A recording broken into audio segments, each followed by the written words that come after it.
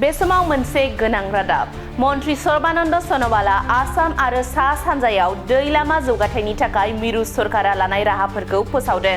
थांनाय 7 जुलाइ समबारखालि गुवाहाटीआव मोनसे खौरांगिरि मेलनि गेजेरजों मिरु सरकारा लानाय राहाफोरखौ फोसावो मिरु जाहाज आरो दै लामा बिफाननि मन्त्री सर्बानन्द सन'वाला 5,000 कोटी रां थिसननायनि थांखिजों मिरु सरकारा बे बिथिङाव गेदेर राहा लानो मोनसे बिथांखि थियारि खालामदों। बेनि गेजेराव सा सानजानि 50,000 लाइमोनफोरा फैबाय थानाय समाव लैथोआरि बिथिङाव मोजां फोरोंथाय मोनगोन होननानै मन्त्री बिथाङा खौरांगिरि मेलाव बुंदों। बिथाङा बुंबावदों दि जोंनि सरकारा 50,000 लाइमोनफोरनो फोरोंथाय होनायनि गेजेरजों लाइमोनफोरखौ खामानि मोनहोनायाव जाफुंहोगोन। गुवाहाटीआव मेरिटाइम स्किल डेभेलपमेन्ट सेन्टार आरो डिब्रुगड़आव लुजानो गोनां लैथोआरि रोंग'थि जौगाथाय मिरुआ बे बिथिङाव मोनसे गोनां बिफाव लागोन।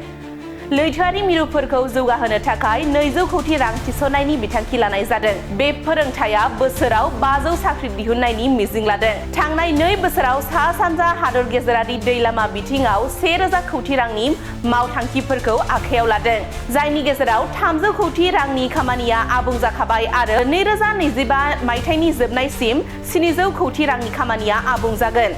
गाहाय राहाफोरनि मादाव पान्डु, जगिगफा, धुबरी, बगीबिल, करिमगन्ज आरो बदरपुराव अरायथा मुवा बेसाद रोगाग्रा टार्मिनेलफोर, गासै बोसोराव मोजां लामाखौ रैखा खालामनो थाखाय नेमबादियै ड्रेजिं खालामनाय, पान्डु गाथोनसिम हाबनो हानाय लामा लुनाय, डिब्रुगड़नि दै लामा थिखौ फोसाबनाय, गुवाहाटी आरो डिब्रुगड़आव रोंग'थि जौगाथाय मिरु आरो बगीबिल, बिश्वनाथ घाट, सिलघाट आरो पान्डुआव लाइट हाउस लुनाय। गुबुन फारसेथिं माल्टी मडेल ट्रानजिट ट्रान्सपर्ट प्रजेक्टआ भारत आरो म्यानमारनि गेजेराव मोनसे खाथि लोगोआरि सोमोन्दो लाखिनाय। बियो भारतनि सा सानजा आरो म्यानमारनि गेजेराव फोनांजाबनायखौ बांहोगोन। बियो 2027 मायथाइसिमाव आबुङै बाहायजासिगोन होननानै बुंथिबावदों मन्त्री सर्बानन्द सन'वाला। म्यानमाराव दि सिटवे गाथोनखौ आबुङै मावफुंनायजों बे ओनसोला सा सानजा भारतखौ खोला सानजा एसियाजों फोनांजाबगोन आरो बांलादेश, भुटान, नेपाल आरो म्यानमारनि थाखाय गोदान फालांगिनि खाबुफोरखौ बेखेवगोन होननानै फोरमायथिबावदों मन्त्री सर्बानन्द सन'वाला। আমি এটা ডাঙৰ ভলিউমত উত্তৰ পূৰ্বাঞ্চলৰ অহা 10 বছৰ ভিতৰত যাতে 50,000 যুৱক যুৱতীয়ে যাতে মেৰিটাইম সেক্টৰত চাকৰি পাব পাৰে তাৰ কাৰণে ইয়াত মেৰিটাইম ট্ৰেইনিং ইনষ্টিটিউট ডেভেলপ কৰা হ'ব, চেণ্টাৰ অফ এক্সিলেন্স। ডিব্ৰুগড়ত ইতিমধ্যে এই ক্ষেত্ৰত আমাৰ নিৰ্মাণ কাৰ্য চলি আছে।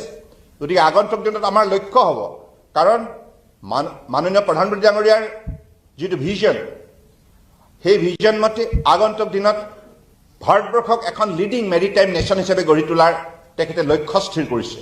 আৰু এই ক্ষেত্ৰত ইতিমধ্যে যোৱা 11 বছৰে যিমানখিনি সফলতা আয়ত্ত কৰা হৈছে, সেইকাৰণে বিশ্বৰ বুকুত এতিয়া ভাৰতবৰ্ষৰ নাম এখন লিডিং মেৰিটাইম নেশ্যন হিচাপে সকলোৱে আজি তাৰিখত স্বীকৃতি প্ৰদান কৰিবৰ বাবে আগবাঢ়ি আহিছে। ডাঙৰ ডাঙৰ শ্বিপিং কোম্পানীবিলাক, ডাঙৰ ডাঙৰ শ্বিপ বিল্ডাৰবিলাক সকলোৱে এতিয়া ভাৰতবৰ্ষক এটা শ্বিপ বিল্ডিং নেশ্যন হিচাপে গঢ়ি তোলাৰ ক্ষেত্ৰত তেখেতসকলে ইয়াত তেখেতসকলে ইনভেষ্ট কৰাৰ বাবে আগ্ৰহ প্ৰকাশ কৰিছে। গতিকে আগন্তুক দিনত 2030ৰ ভিতৰত মেৰিটাইম ইণ্ডিয়া ভিজন 2030 এই ভিজন মতে ভাৰতবৰ্ষক অহা 2030ৰ ভিতৰত টপ 10 শ্বিপ বিল্ডিং নেশ্যন হিচাপে গঢ়ি তোলাৰ লক্ষ্য স্থিৰ কৰা হৈছে।